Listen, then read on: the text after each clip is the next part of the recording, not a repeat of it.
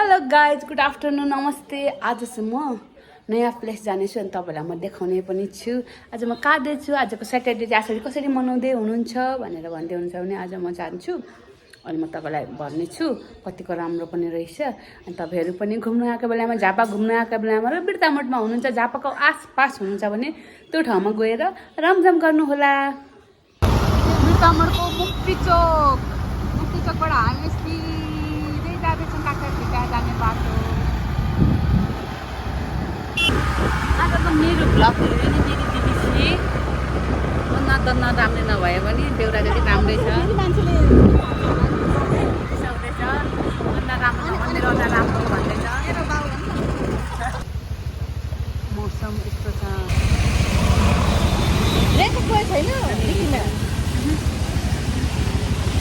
पानीले भिज्दै आयौँ। चारालीमा आउँदाखेरि पानी पनि रहेनछ, यहाँ कहीँ सब भिज्यो। बिर्तामोडदेखि चारालीमा आउँदा बाटोमा पाटुहारा माता मन्दिरको दर्शन गरिरहेछ, ढोगेर जानुपर्छ है गाई। चाराली आइपुग्यौँ। अब चारालीदेखि ठ्याक्कै दाहिने मोड्ने ताप्लेजुङ जाने बाटोतिर जाने है।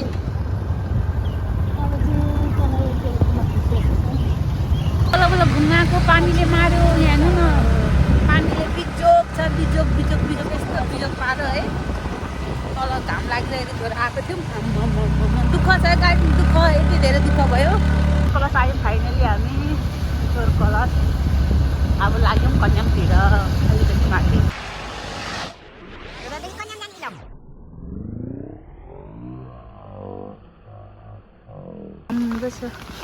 यहाँबाट चाहिँ हामी यसरी बाटो झर्छौँ। यहाँ गाइस हामी चाहिँ यसरी जाँदैछौँ बिजोक भएर। अब हामी झऱ्यौँ है। हाम्रो छाता यस्तो छ, लोकल छाता। जाँदैछौँ, बाटो यस्तो छ खराबी। झर्ना जानु पनि दुःख छ है, दुःख छ गाइस। हो पानीमा लुटुक्क भिज्यो। बाटो यस्तो छ, बाटो यहाँ यस्तो छ। ल मैनरको भ्लग गर्दैछु। ल ल ऊ बल्ल बल्ल आएको चप्पलले। बाटो यस्तो छ खतरा। चप्पलले चाहिँ खासमा चाहिँ जहिले पनि यसमा आउँदाखेरि स्पोर्ट्स जुत्ता लाएर आउनु, कहिले पनि चप्पल लाएर नआउनु कता कता घुम्नु जाने। फेरि बाटो यस्तो भिडको मुनि घर रहेछौ। अनि बाढी पहिरोले के गर्छ भने टेन्सन। तर अब सबैलाई थाहा हुन्छ होला होइन। चप्पल लाएर कहिले नआउनु ट्राभल गर्दाखेरि, झर्ना जाँदाखेरि, चाहे जाँदा हुन्छ नि। अब त्यो वरिपरि घुम्दा मात्रै लाउने हो चप्पल भन्ने कुरा चाहिँ, न त जुत्ता।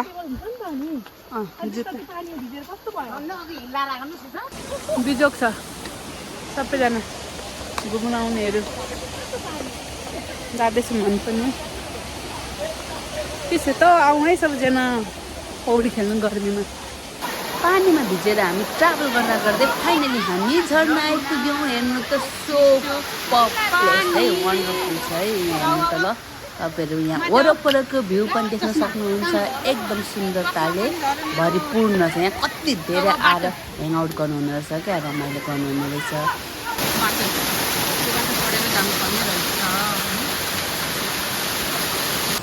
आउँदैखेरि हामीलाई कस्तो भोक लाग्यो होइन। अनि हामीले अलिअलि खानेकुरा लिएको थियौँ। अनि हामी माथि बसेर चटपटी रोटी पानी खाँदैछौँ होइन।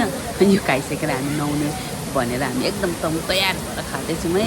अनि माथि पनि एउटा प्लेस बनाइदिएको छ, त्योबाट माथिबाट झर्नेहरू पनि कस्तो दामी है। त्यो माथि हामी चाहिँ बसेर खानेकुरा खायौँ।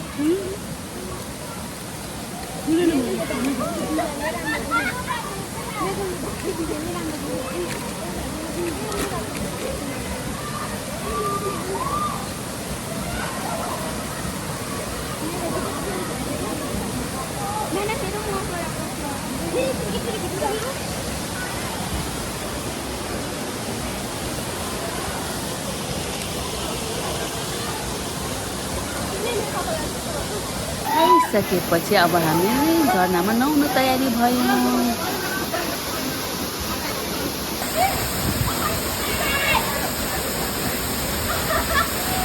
चिसोले मरियो तर साह्रो चिसो। दामी छ है गाई। के फेरि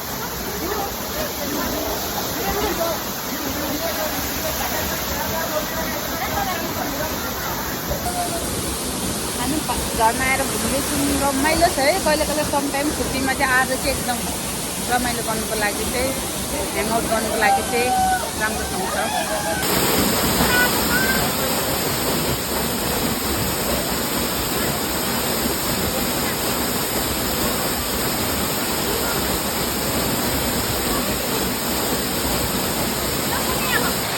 पुरा हामी पोजले बसिरहेको छु है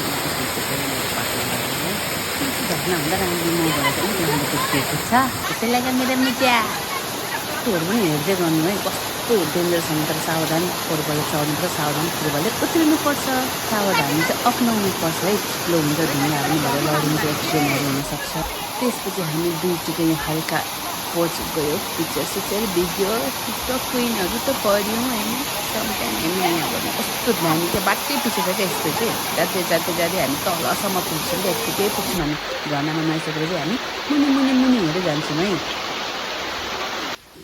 अब हामी फर्किँदैछौँ फर्किँदाखेरि चाहिँ मैले यस्तो भिडियो वरपर बनाएँ आयौँ है तपाईँहरू पनि आउनुहुन्छ है बाख्रा तपाईँहरू पनि सँगसँगै बाख्रा होइन नि त्यत्रो अर्ग्यानिक बाख्रा यस्तो डरलाग्दो भिडमा पनि चढ्दैछ प्रकृतिको सुन्दर वातावरणमा हामी आइपुगेको छौँ नेचुरल धुलो धुवाँबाट कसौँ दूर टाढा छेउ छैन एकदम दामी छ शान्ति छ यहाँ पिस छ बर्राको बोट औषधिको बर्रा औषधि होइन नि अर्ग्यानिक मौरी खानु हुनेलाई मह अर्डर गर्नु होला यहाँ हेर्नु न यसरी राख्दो रहेछ खम्बा माथिदेखि भिजेर आएर यो चाहिँ हामी नुहाएर आएर माथि आउँदै मैले भिडियो बनाएको हो अघि नै जाँदाखेरि चाहिँ पानी थियो र है सबैले फुल भिडियो हेरिदिनु भयो भने धन्यवाद नभुल्नु है सँगसँगै खाएको